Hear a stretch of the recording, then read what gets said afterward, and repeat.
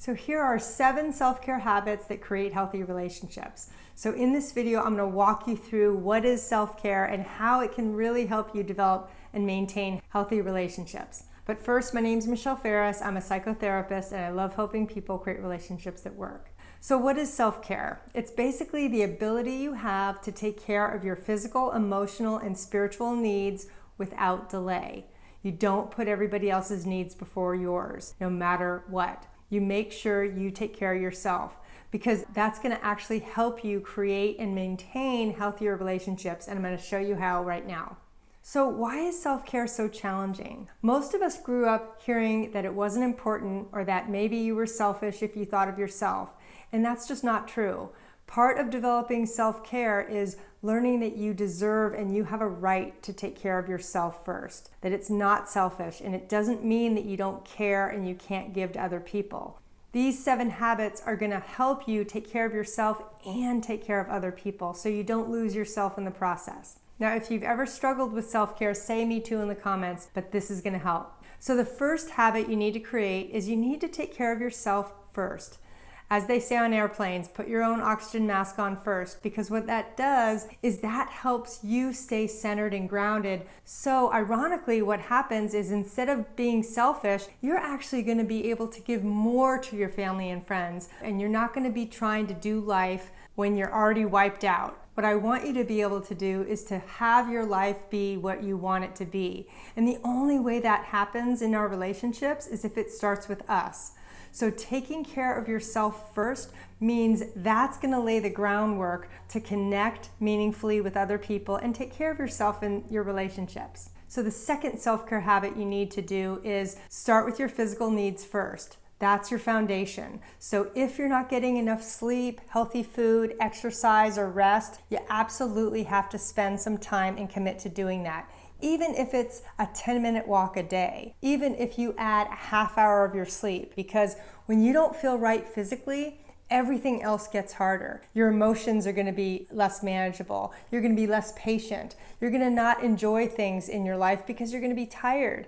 And when we're tired, we're grumpy, and I don't want that for you. It's also easy to practice because you can make a commitment right now to target getting enough sleep, getting some rest, eating better, doing something that's going to help you feel better now. So another self-care habit is starting to set boundaries. This is huge because if you can't set boundaries, you're not taking care of yourself in your relationships. And the back end of that is you're going to feel resentful and overwhelmed, like you're not appreciated because you're not telling your truth and you're not saying no when you need to for yourself. Because saying no doesn't mean you're not willing to give. It just means that sometimes you just have to put yourself first and say, you know, I'm sorry, I can't help, but let me help you find a solution. That to me is a kind way to set a boundary and say no while still being helpful. Because when you set boundaries, your relationships are naturally going to be healthier and they're going to be more give and take. You're going to avoid that one-sided toxic type relationship that is really painful in the long run. And boundaries will help you do that. Another important self-care habit is keeping up with outside hobbies and friendships. Because if we're totally focused on our romantic partner or getting a romantic partner, we put all of our emotional eggs in that one person's basket. And part of self-care is keeping your own independence. And part of that is if you have hobbies, if you have friends, if you have activities that you've always done, to keep up and maintain those even if you're in an intimate relationship.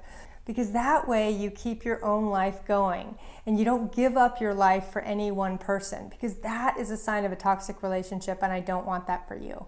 Plus, keeping up with your own life is going to again help you feel more centered and more grounded in your own life.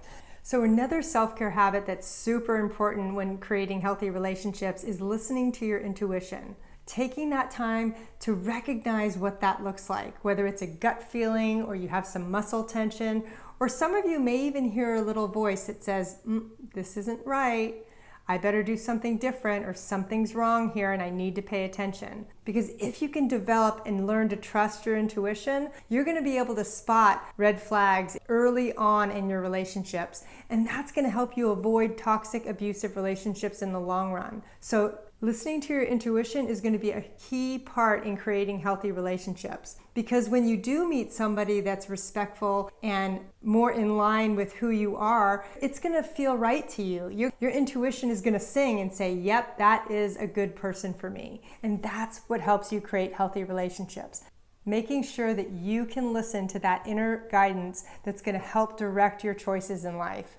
So another self-care habit that's super important in creating healthy relationships is letting yourself say no more often. We all have limited time and energy, and if you have kids or hobbies or outside interests and obligations, you really need to choose what you want to participate in and what you don't. Because you may be doing things in your life that are just a waste of time or something that doesn't feed your soul at all.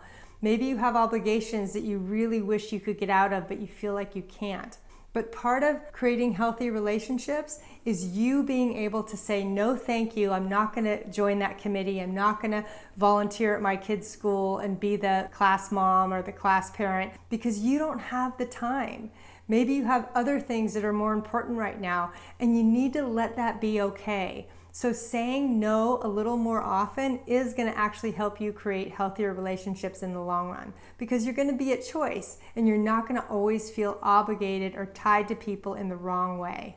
So the next self-care habit for creating healthy relationships is to practice and develop self-esteem and self-love. Because when you love yourself, you immediately attract healthier, more loving, more respectful people to you. Because when we don't love ourselves, we tend to get into toxic, abusive relationships that don't work for us because we don't feel like we deserve any better, or because they're familiar and we don't know what healthy looks like. But if you can start to practice more self-love and self-compassion, that is automatically going to help you attract healthier people who are doing the same thing. Now, your next step is I want you to go watch my video on building self-esteem. Thanks so much.